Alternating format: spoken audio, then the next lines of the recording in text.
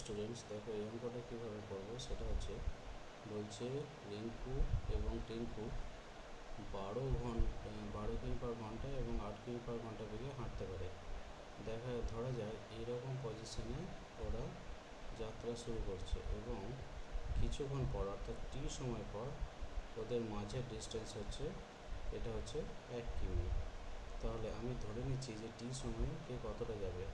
তাহলে টি সময়ে রিঙ্কু যাবে হচ্ছে 12টি এবং টিঙ্কু যাবে হচ্ছে সমান হচ্ছে 8টি। তাহলে এখান থেকে শর্ত অনুসারে আমার যেটা বলছে, তাহলে এইটা হচ্ছে 12টি, এটা হচ্ছে 8টি। তার মানে নিশ্চয়ই এই 12টি মাইনাস হচ্ছে 8টি, এটার বিয়োগফল হচ্ছে 1 কিমি। এখান থেকে 4টি ইকুয়ালস টু হচ্ছে 1, অর্থাৎ টি সমান হচ্ছে 1/4, that is T equals to 1 into 60, যেহেতু টিটা আমি ঘন্টাতে ধরেছি, বাই হচ্ছে 4, that equals to T equals to 15 minute.